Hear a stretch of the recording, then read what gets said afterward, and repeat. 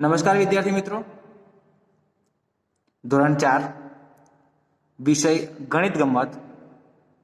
વિદ્યાર્થી મિત્રો, ગણિત ગમ્મતમાં આપણે સ્વાધ્યાય પોથીમાં પાઠ 8 ગાડું અને પૈડા, આ ગાડું અને પૈડા વિશે સમજૂતી મેળવી રહ્યા છે. વિદ્યાર્થી મિત્રો, અહીંયા પ્રશ્ન 1 છે, સૂચના મુજબ કરો. તો અહીંયા બંગડીની મદદથી વર્તુળ દોરો. તો વિદ્યાર્થી મિત્રો, સૌથી પહેલા તમારે બંગડી લેવાની છે અને બંગડીથી વર્તુળ દોરવાનું છે. તો આપણે એક બંગડી અહીંયા લઈશું અને એને આપણે સરસ ગોળ પાડીશું. તો આ રીતે આપણે બંગડીની મદદથી વર્તુળ દોર્યું છે. બીજું સિક્કાની મદદથી વર્તુળ દોરવાનું છે. તો હું સિક્કાની મદદથી વર્તુળ દોરી દઉં છું. વિદ્યાર્થી મિત્રો, આ રીતે આપણે સિક્કો મૂકીશું અને પછી એને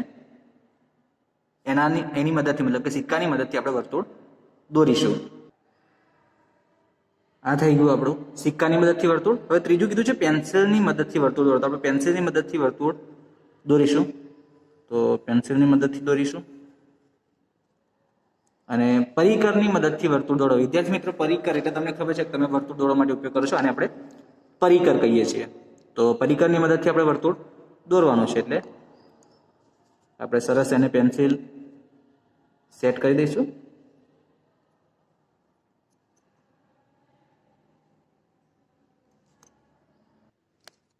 તો આ રીતે આપણે પેન્સિલ ને પરિકરમાં નાખી દઈશું. અને વિદ્યાર્થી મિત્રો, જ્યારે પણ તમે આ નાખો છો ત્યારે યાદ રાખવાનું છે કે આ બંને જે પોઈન્ટ છે એક સરખા હોવા જોઈએ. તો ચાલો હવે આપણે પરિકરની મદદથી વર્તુળ દોરીએ છીએ. એટલે એક જગ્યાએ એક આપણે પોઈન્ટ કરી દઈશું બિંદુ, અને પછી હવે એને બિલકુલ એની ઉપર આપણે લોખંડની અણી મૂકીશું અને ત્યારબાદ પેન્સિલ ગોળ ગોળ ફેરવીશું કે જેથી કરીને વર્તુળ દોરાઈ જાય.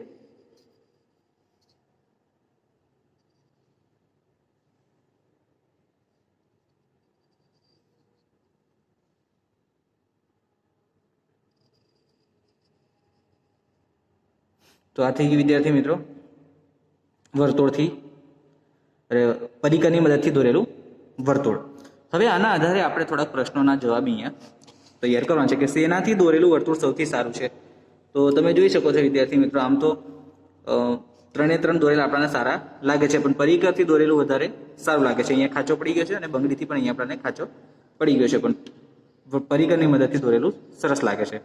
ઓકે, સૌથી મોટા વિદ્યાર્થી મિત્રો, એવું જરૂરી નથી કે પરિકરની મદદથી દોરેલું સારું હોઈ શકે. ઘણી વખત સિક્કાથી અમારે અહીંયા થોડુંક ખાંચો પડી ગયો છે એટલે સારું લાગતું નથી. એટલા માટે તો તમે કોઈ પણ વસ્તુથી દોરી શકો, મતલબ પૂર્ણ ગોળ હોય, સંપૂર્ણ ગોળ હોય તો એ સારું છે. એનો જવાબ તમે અહીંયા લખી શકશો.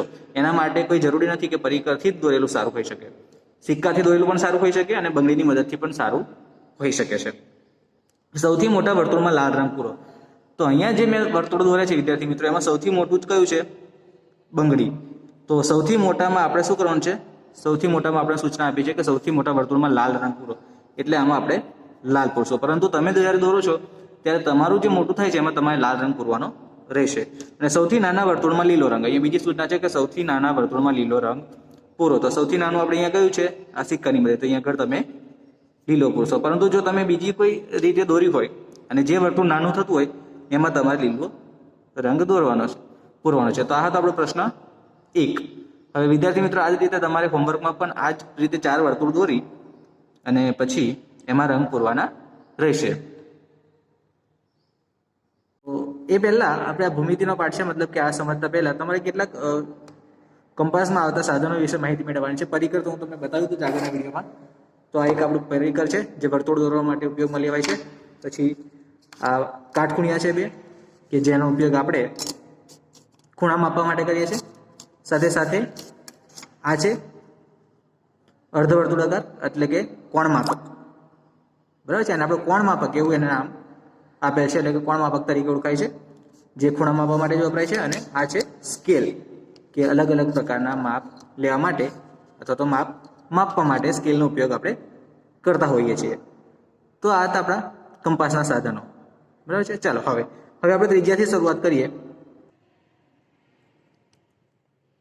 તો વિદ્યાર્થી મિત્રો, ત્રિજ્યા એટલે વર્તુળના કોઈ પણ બિંદુ સાથે કેન્દ્રને જોડતા રેખાખંડની લંબાઈને વર્તુળની ત્રિજ્યા કહેવાય છે. એટલે વિદ્યાર્થી મિત્રો આ વર્તુળ જે આપણને આપ્યું છે એના ઉપર કોઈ પણ બિંદુ, કોઈ પણ જગ્યાએ કોઈ પણ બિંદુ હોય એ બિંદુને કેન્દ્ર સાથે જોડતા રેખાખંડને, રેખાખંડ એટલે તમને ખબર છે વિદ્યાર્થી મિત્રો કે એના બે અંત્ય બિંદુ હોય, તો આવા જ કોઈ પણ રેખાખંડને આપણે ત્રિજ્યા તરીકે ઓળખીશું. એટલે ત્રિજ્યામાં શું હશે વિદ્યાર્થી મિત્રો કે એક એનો જે બિંદુ છે એ બિલકુલ વર્તુળના કેન્દ્રમાં એટલે કે વર્તુળના મધ્યમાં હશે અને બીજું બિંદુ વર્તુળ પર હશે, તો આપણે તેને ત્રિજ્યા તરીકે ઓળખીશું. તો આવી રીતે હોય તો આને આપણે ત્રિજ્યા તરીકે ઓળખીશું. તો આ થઈ આની ત્રિજ્યા, બરાબર છે. અને વ્યાસ તો હંમેશા યાદ રાખજો વિદ્યાર્થી મિત્રો કે વર્તુળની જે ત્રિજ્યા છે એ એના વ્યાસ કરતાં અડધી હોય છે, એટલે કે આ ત્રિજ્યા છે. હવે એનો વ્યાસ તો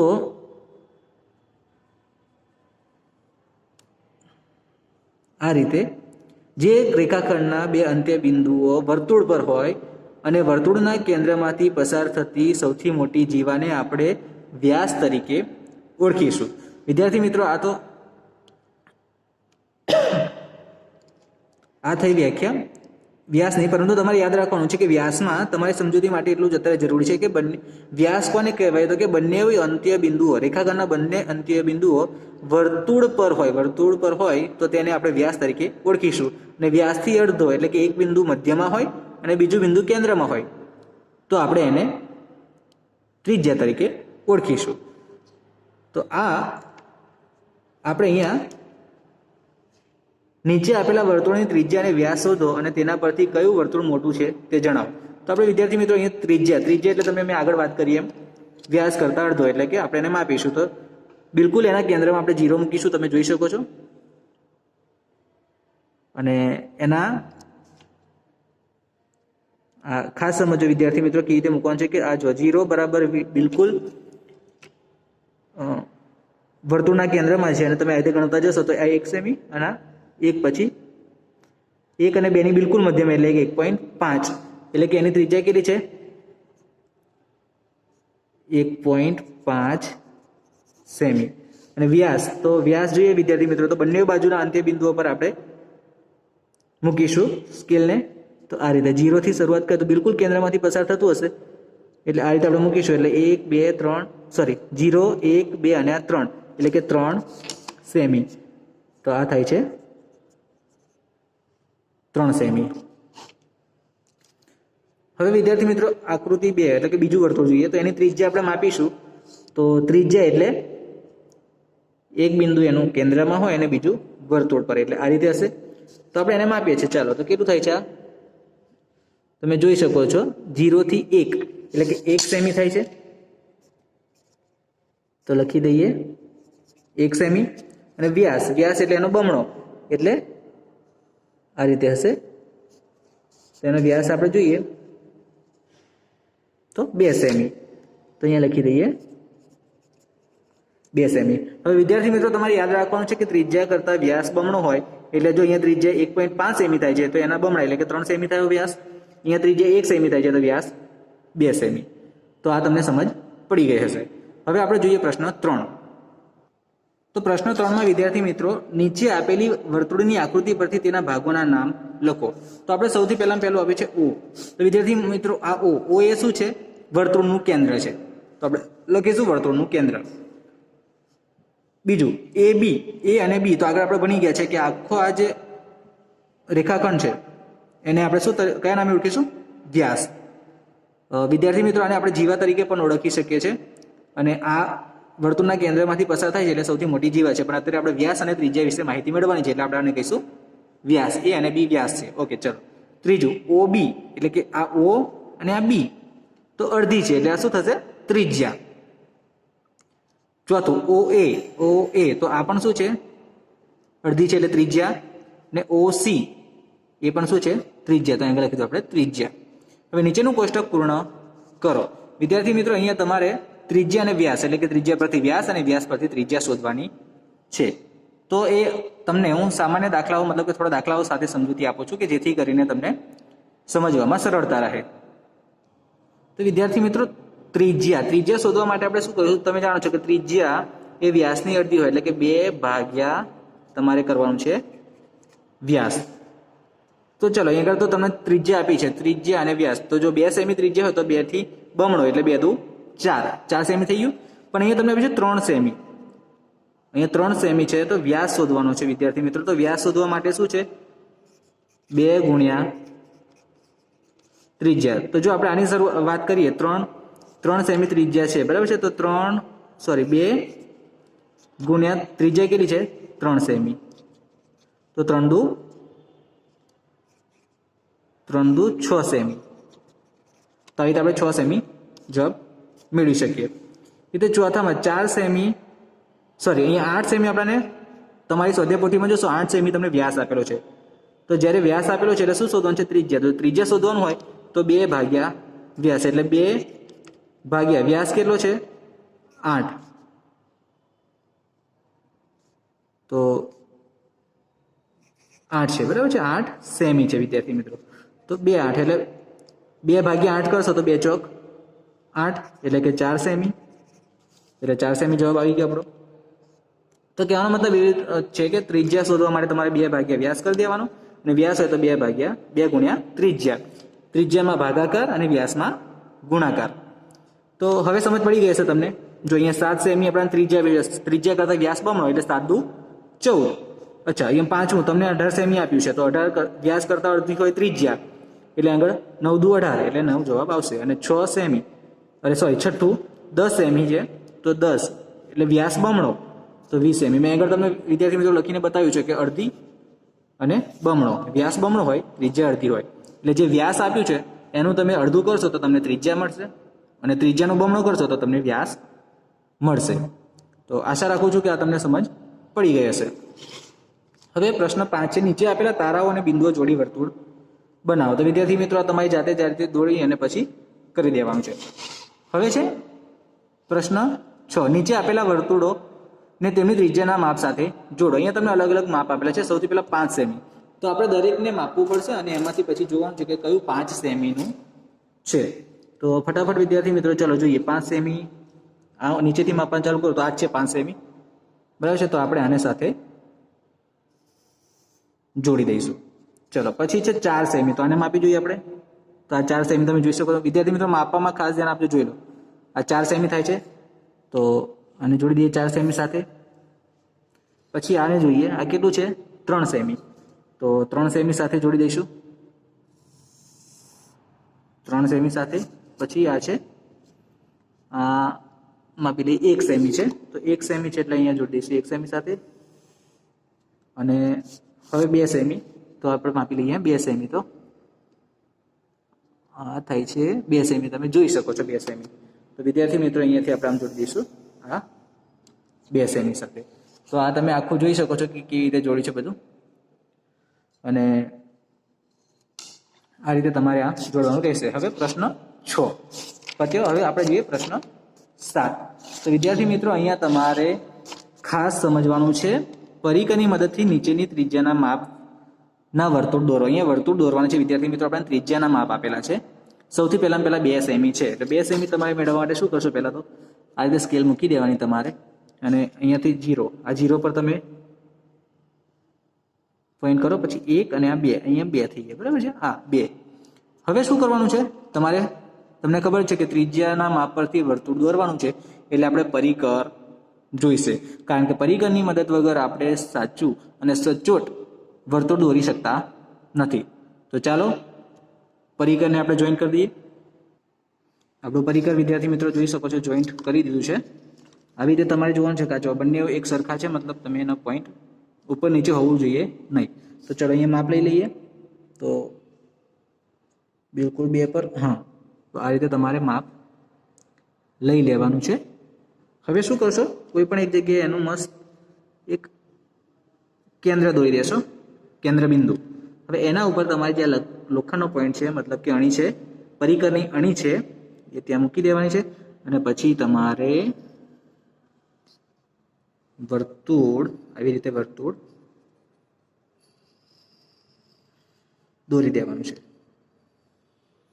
તો જોઈ શકો છો વિદ્યાર્થી મિત્રો, આ તમારું 2 સેમીનું વર્તુળ દોરાઈ ગયું. તો વિદ્યાર્થી મિત્રો દોર્યા પછી તમારે અહીંયા શું કરવું પડશે? 2 સેમીની ત્રિજ્યા દોરવી પડશે. તો 2 સેમીની ત્રિજ્યા આપણે દોરી દઈશું. 2 સેમીની ત્રિજ્યા, તો આ થઈ ગયું તમારું વર્તુળ. 2 સેમીના ત્રિજ્યાના આધારે વર્તુળ દોરાઈ ગયું. એ રીતે 3 સેમી, પછી 1.5 સેમી છે, 2.5 સેમી છે અને 4 સેમી, 3.5 સેમી.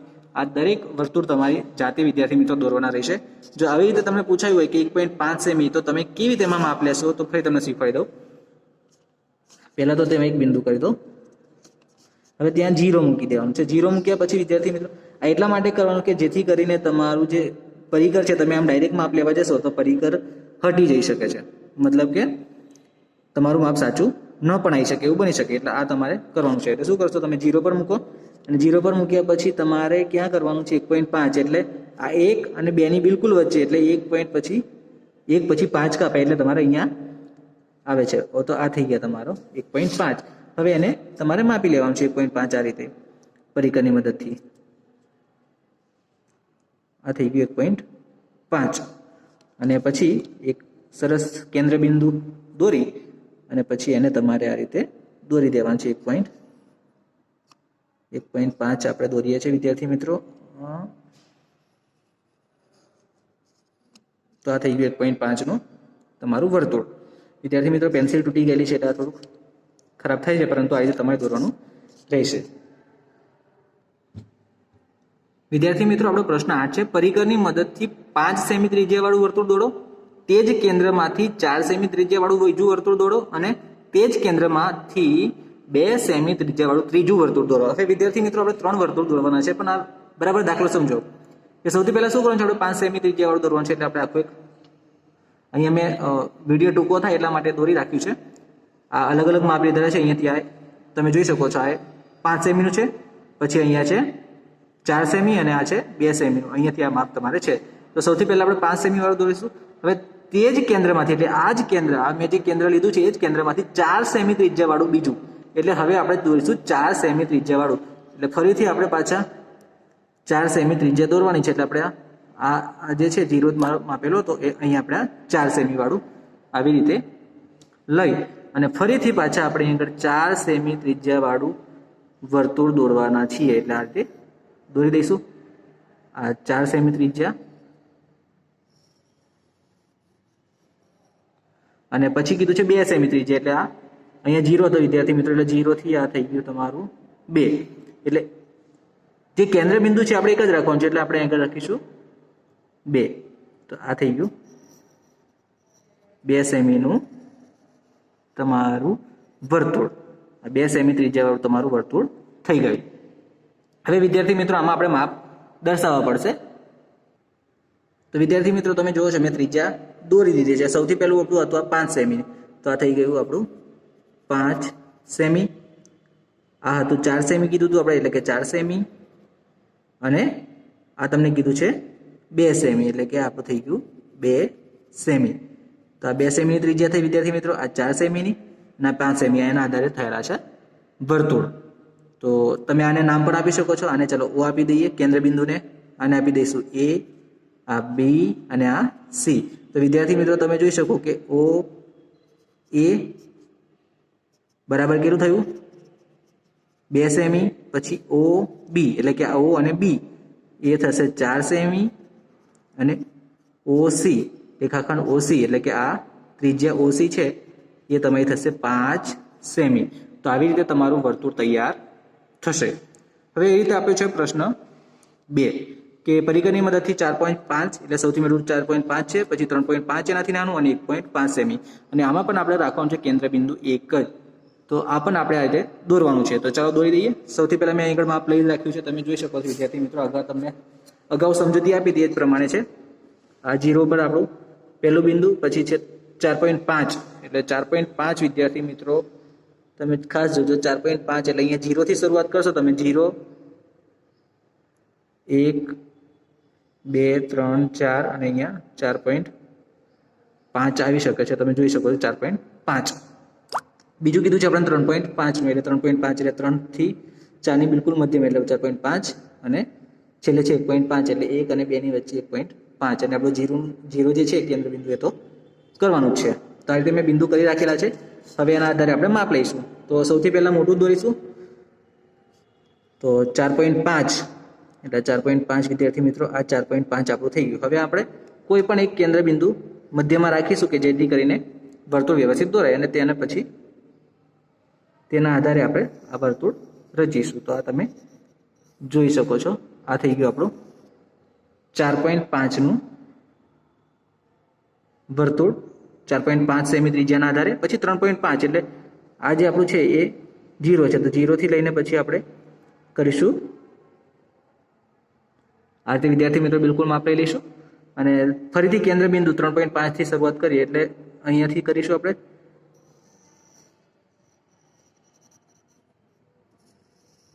આ થઈ ગયું આપણું 3.5 સેમી ત્રિજ્યાના આધારે વર્તુળ અને છેલ્લે કીધું છે 1.5 એટલે આપણે પાછું માપ લઈ લઈએ 1.5.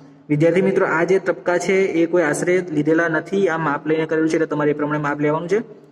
એટલે આ તમારે થઈ ગયું 1.5 એટલે એને પણ આપણે દોરી દઈશું 1.5. 1.5 સેમીનું આપણું થઈ ગયું વર્તુળ. તો આ થઈ ગયા વિદ્યાર્થી મિત્રો આપણા વર્તુળ તમે જોઈ શકો છો. હવે આપણે આમાં ત્રિજ્યા દર્શાવી દઈએ. તો વિદ્યાર્થી મિત્રો આ સૌથી મોટું આપણી જે ત્રિજ્યા છે એ હતી 4.5 એટલે 4.5 સેમી આખું. વિદ્યાર્થી મિત્રો પછી આ છે એ આપણી 3.5 સેમી અને 1.5 સેમી. વિદ્યાર્થી મિત્રો ઉપરના વર્તુળમાં સમજે એ રીતે તમે આને નામ આપી અને પછી ચિત્રમાં જોઈ મતલબ કે વર્તુળમાં જોઈ અને પછી ત્રિજ્યા દર્શાવી શકો છો. તો આ થઈ ગઈ પ્રશ્ન 2 ની વાત. હવે વિદ્યાર્થી મિત્રો પ્રશ્ન 9 આપણે 8ના પ્રશ્ન 2 ની છેલ્લે વાત કરી. હવે 9 પ્રશ્ન 9 એમાં નીચે મુજબ પરિકરની મદદથી વર્તુળમાંથી ડિઝાઇન બનાવો અને તેમાં મનપસંદ રંગ પૂરો. તો વિદ્યાર્થી મિત્રો અહીંયા તમારે જાતે કરવાનું રહેશે. આ રીતે તમારે અલગ અલગ વર્તુળના આધારે ચિત્ર બનાવવાના છે અને એમાં પછી તમારે મનગમતા રંગ પૂરવાના છે. એટલે મજાની પ્રવૃત્તિ છે, તમને ગમે એવી છે. એટલે તમે શું કરશો, જો તમારી પાસે અત્યારે સ્વાધ્યાય પોથી ન હોય અવેલેબલ તો તમે નોટમાં પણ આ રીતે વર્તુળમાંથી અલગ અલગ ભાત ચિત્રો, વર્તુળમાંથી અલગ અલગ ડિઝાઇન વગેરે બનાવીને પણ તમે એમાં રંગ પૂરી અને કામ કરી શકશો. હવે ડિઝાઇન પૂર્ણ કરો. આમાં તમારે શું કરવાનું છે વિદ્યાર્થી મિત્રો, પ્રશ્ન 10માં કે આ સેમ ડિઝાઇન તમારે અહીંયા પૂર્ણ કરવાની છે. એટલે એક સરસ ડિઝાઇન આખી ઉપસી આવશે. હવે ચિત્રના આધારે પ્રશ્નોના જવાબ લખો. પ્રશ્ન 11 છે, આપણે ચિત્રના આધારે પ્રશ્નોના જવાબ લખવાના છે વિદ્યાર્થી મિત્રો. વિદ્યાર્થી મિત્રો આ પ્રશ્ન 11ના પ્રશ્નો આપણે જોવાના છે. કઈ ચકરડીની સળી કેન્દ્રની સૌથી નજીક છે? તો આપણે આ ચારે ચાર તમે ચકરડી જોશો તો સૌથી મધ્યમાં એટલે કે કેન્દ્રની સૌથી નજીક તો બ છે એટલે આપણે અહીં લખીશું બ. પછી કઈ ચકરડી સૌથી સારી ફરશે? તો જે ચકરડીના કેન્દ્રમાં હોય સળી એ જ સૌથી સારી ફરી શકે. તમે ભમરડા કે વગેરે ફેરવી હશે વિદ્યાર્થી મિત્રો તો તમને ખ્યાલ છે. એટલે આમાં પણ આપણો જવાબ આવશે બ. ને કઈ ચકરડી થોડી થોડી ફરશે? એટલે આ ચાર ચકરડીમાંથી કઈ થોડી થોડી ફરી શકે? તો જો બ તો ખૂબ જ સારી ફરવાની જ છે. ક અને આ જોઈએ તો ખૂબ જ દૂર છે, કેન્દ્ર બિંદુથી ખૂબ જ દૂર છે સળી એટલે ફરવાના ચાન્સ ઓછા છે. આ ડ થોડી કેન્દ્ર બિંદુથી નજીક છે એટલે કે ડ થોડી થોડી ફરી શકે છે. અને કઈ ચકરડી બિલકુલ નહીં ફરી શકે? તો આપણે આગળ વાત કરીએ એમ આ અ અને ક આ બંને ખૂબ જ દૂર છે એટલે કે અ અને ક, આ અ અને ક એ બિલકુલ ફરી શકશે નહીં. તો વિદ્યાર્થી મિત્રો આ થયો આપણો પ્રશ્ન 11. એટલે કે અહીંયા આપણું આ પ્રકરણ 8 ગાડું અને પૈડા પૂર્ણ થાય છે વિદ્યાર્થી મિત્રો. તો તમે આ વિડીયો વધુમાં વધુ વાર જોશો અને વધુમાં વધુ પ્રેક્ટિસ કરશો તો આશા રાખું છું કે દરેક પ્રકારના દાખલા અને દરેક પ્રકારની સમજૂતી અમને ખ્યાલ આવી જશે. તો રજા લઈએ, નવા વિડીયો સાથે મળીશું. ત્યાં સુધી આવજો.